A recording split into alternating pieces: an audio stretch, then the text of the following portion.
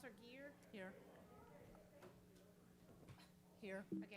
Counselor Alamon? Present. Counselor Sims? Here. And Counselor Andress. Is Miss Andress still on Zoom?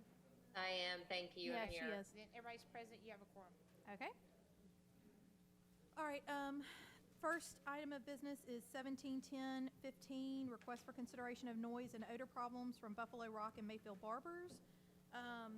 This is going to be carried over, but I would like to report that Mike and I had a meeting with Mike McDonald, who is, what's his title, Mike? Director of Manufacturing or something? Something like that. And Emily, who is their attorney, Buffalo Rock attorney, on last Wednesday, because we had been having some significant noise issues happening in the neighborhood. Those were the result of a project that was cleaning out their reactors at the plant, which is something actually, strangely, that our George Friggin, our consultant, had suggested that they do a while back, and they declined to do it at the time, but they decided to do it after all.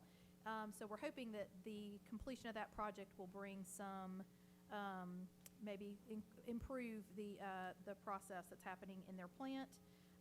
We also discussed with them issues of employee noise that was happening at the plant, specifically during shift change times, typically at 7 o'clock in the morning, although we did have some Ring doorbells. Thank God for Ring doorbells. We have lots of videos of noise happening at like 4:53 in the morning.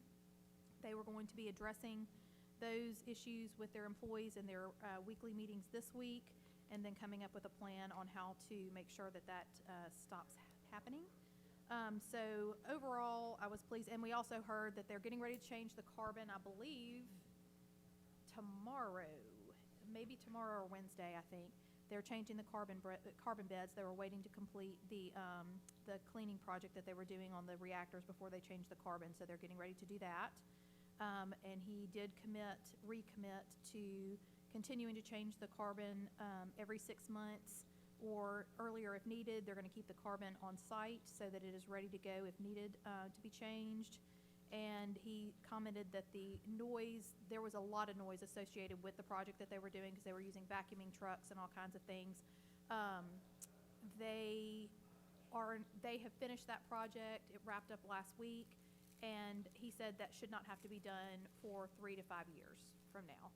So that's not something that's going to be a regular occurrence. I think it's a pretty in-depth kind of a project, so that's not something that's going to be occurring again. So that noise problem should be gone. And then we're working with them on the other issues, and of course continuing to work with them on the odor issue. Ron Thompson, who is our consultant now with AES, has asked them to have access to the plant site. He'd like to go and do some just some field work over there, and I think that process is, we haven't come to a definite time on that, but we're working on it. So that's all the information that I have on that. So I will carry that one over, and hopefully we'll have more to talk about soon on that. And then, oh, sure. Of course. Do we still have the complaint hotline or whatever set up, or is it still going?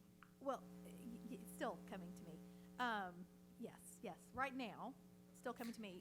One of the things that that was in one of our presentations last Wednesday, Brian has actually already created and built out a citizens portal for the website, which is ultimately where we would like those complaints to come, mostly for documentation and routing purposes, because it won't just be odor issues. It'll be anything, the stop, the street lights out on our street, or a stop sign got knocked down, or whatever.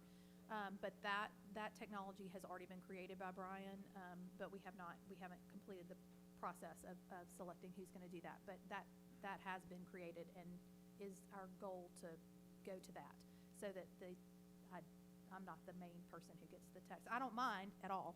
I actually have established quite a relationship with my friends over in West Homewood, but just for thoroughness, it would probably be better if I wasn't the only person who was seeing those. So that is in the works. Anybody else? Okay, carry that one over. 06/01/21, public hearing set for February 22nd, 2021 at 6 p.m. for consideration of a petition to vacate a strip of Park Ridge Drive next to the Our Lady of Sorrows parking lot.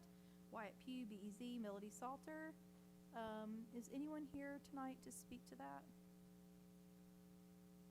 Okay, so my thought process was, since this is not going to be set, this isn't set for a public hearing until February 22nd, it would probably be better to discuss that closer to time so that it'll be fresher on our minds than having it now and then having a month in between. So I will carry that item over and we'll discuss it.